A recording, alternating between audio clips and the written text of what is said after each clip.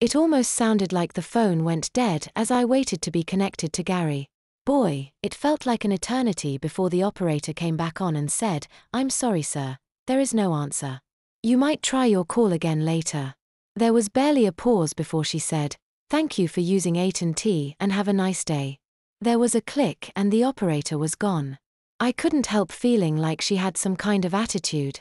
I was trying to think what to do next when the door to the pantry opened and there stood grandfather looking quite perplexed.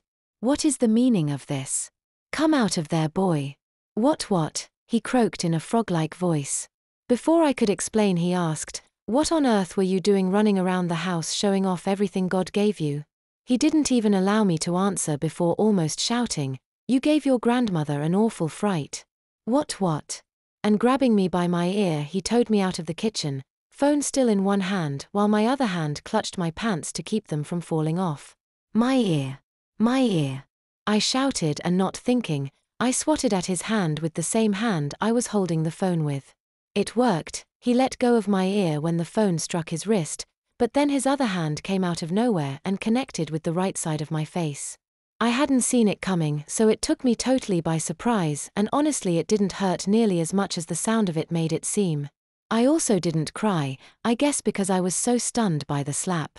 I think it also surprised grandfather, who was looking down at me in horror. I took that opportunity to drop the phone and run for all I was worth to my room. However, halfway up their stairs I remembered that I had thought the ghost had come into my room. I froze in mid-stride, unsure if I should continue going upstairs or if I should turn around and try to get the heck out of Dodge. In a split-second decision, I chose to flee to my room. Years ago I had learned a neat trick. If you stuff the toe of a rubber-soled shoe under the latch side of a door and someone tries to open it, they won't be able to get in. A moment after I had successfully wedged my shoe under the door, I heard someone, grandfather I presumed, jiggling the doorknob from the other side. "Young man, unlock the door this instant," came grandfather's irritated voice. I didn't reply.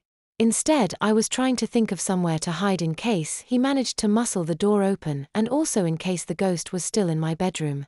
"Under the bed," I first said and then immediately countered with, "Not on your life, Alvin," as I remembered that under the bed is where ghosts and monsters usually prefer to hide. I could have hid in the bathroom, but that would have been too easy a place to be found. I mean, what was I going to do? Hide inside the toilet bowl? Yeah, right. With no other choice, I dove for the far side of the armoire and crouched down.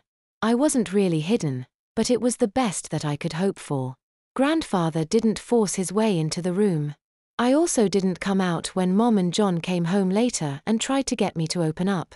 Even when John threatened to ground me for a year, I didn't surrender.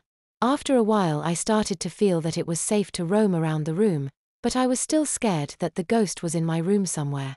I had turned on every light and pulled the edges of the bedding up so that I could see all the way under the bed to the other side of the room.